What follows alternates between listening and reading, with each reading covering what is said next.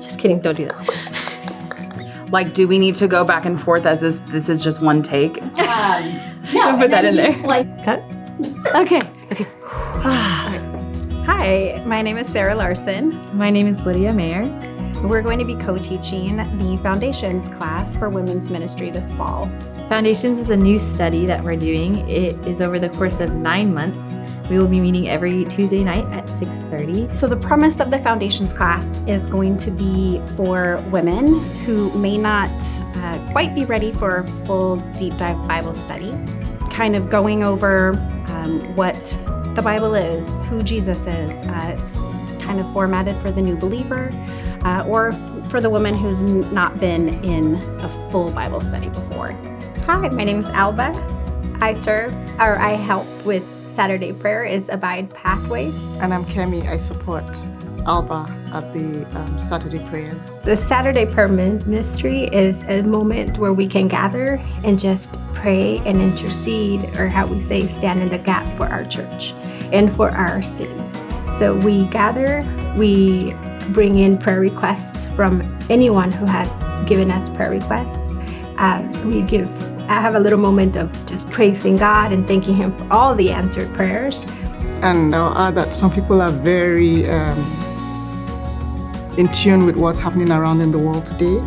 So that's also something that we do bring to our prayer meeting on Saturdays. And we pray for not just the requests that we have received, but also for what's happening around in Bakersfield, in California, in countries around the world. Generally, we actually do intercede for the Christian siblings that we have around the world as well. My name is Raina, and I'm the leader of the ministry here at the Bridge that we call the Meals Team. And what the Meals Team does is we come alongside members of our church body that are going through a difficult time, and we bring meals to them to ease the burden of what they're going through. And sometimes that will look like a family going through cancer, like they're having cancer treatments, or sometimes even on hospice at the end of life. And sometimes it's also the beautiful but also tough time of welcoming a new baby into your home, or a new foster child into your home. I think the biggest thing about the Meals Team is that every meal is appreciated, whether it's something you make at home, whether it's something you pick up at a restaurant. I guarantee you every meal makes an impact for these families, and they're so appreciative. Hi, I'm Megan McCormick. I help coordinate the Moms at the Bridge group. It's for expectant moms and those with littles going into kindergarten. We typically meet the third Thursday of the month, and we have a hot breakfast. We have a speaker come in, and they encourage us and equip us in motherhood and our walk with Christ. And then we'll have time for fellowship around the table. Each table will also have a mentor mom, and that's a mom that's just further along in their journey with motherhood. And they're there to love on you and pray with you and just encourage you. And we also have themed play dates throughout the year. Those are super fun to bring your kids to.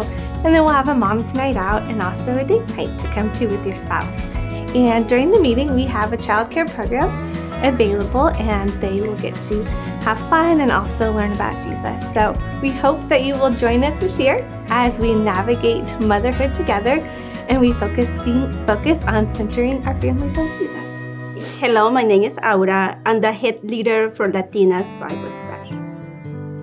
Hi, my name is Alba, and I assist Aura with the Latino Bible Study. The ministry is about all the women come together and learn about who God is, His love, His purpose, what He can do through His word to change our life and transform our life through Him. Yes, that's I think the most beautiful thing is that a lot of people who are looking for something, a connection, in the big church, it's hard to find that, right? In the sanctuary, when you come, it's beautiful to learn, but in this small space, you're really able to talk to each other, and we're able to pray for each other, but like iron sharpens iron, we're also able to grow from each other. We're able to overcome difficult situations with each other, and that, I think, is the beauty of it. Once you go over that, you're able to really, really become a different person. And I can see the change in every girl, every year after a year of being there, They're Yeah. different people. Yeah. God transformed their life through His Word. This is definitely a lot more intense study where you're looking at different words, you're looking at what the original language is and where you might find them elsewhere. It definitely has helped me fall in love with the Bible again and over, where it just gets me more excited to pick it up and read it. I just have really enjoyed it. I just feel like as I'm getting to know His Word more, I'm learning more about Him and how much there is to always learn. Even if I've studied a book several times, each time it's a new, my eyes are open to new areas of what He's trying to teach me at that time. My name is Naomi Chow. We are a group of women who meet on a weekly basis to pray and to abide in the Word. We listen to the Word first. We take prayer requests. We meet at 9:30 every Monday. We're on Zoom. We pray for our city, and we send out a weekly list of the prayer requests we get. Hi, I'm Julie Koo, and I serve as one of the table leaders on Wednesday mornings at 9 a.m. for Women's Bible Study. I'm Katie Houchin. I also am a table leader for Tuesday nights. Okay. So if you've not been a part of Women's Bible Study, now's the time. You have your choice between Tuesday evenings and Wednesday mornings. The best part is we now have child programming. We're digging into the Word. We're finding out what God has not only for us women as a group, but for us individually. And I find it so amazing that you can sit with a group of women and read the exact same Bible verse or the same chapter or whatever it is, and everybody has something a little bit different. And to me, that speaks that God speaks to each one of us. Hi, my name is Karen, and I lead the Time to Heal ministry. This is a small group Bible study that is designed to encourage and strengthen women who have been through trials, loss, hardships, and to help them see that God's heart for them is freedom through forgiveness. We've seen women come to this study with loss from maybe a parent, a divorce. We see women come that have had physical and emotional abuse, that have lost a child, they've lost a friend, a close relationship, maybe a church family, just all different areas.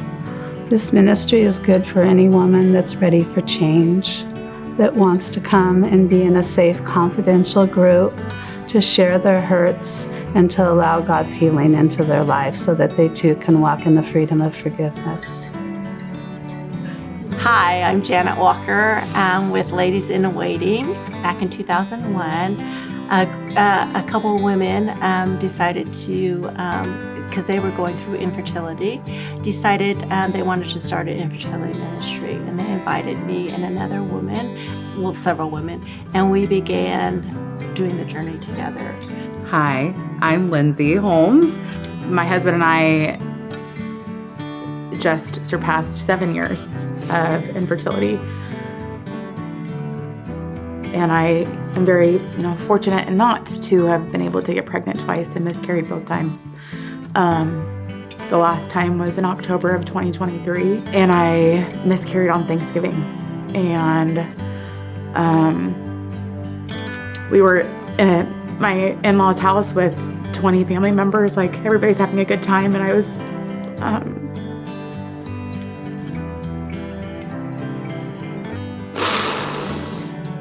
actively losing a piece of myself. And that's the crazy thing about loss and grief, is that it doesn't wait for when it's convenient in your life.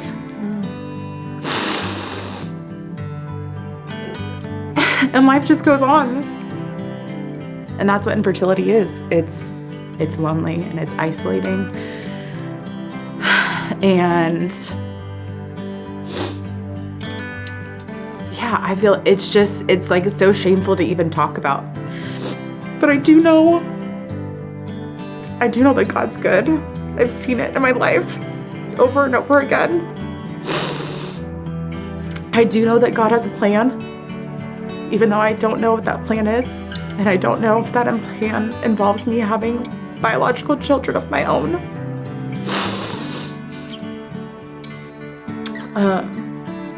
But again, I hope that if this video does anything,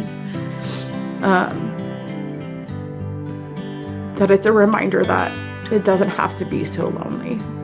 You don't have to do this alone. I think the devil likes to keep us isolated and tells us that our story is too much, or our grief is too hard, or our news is too disappointing, and to just shut up and not say anything about it.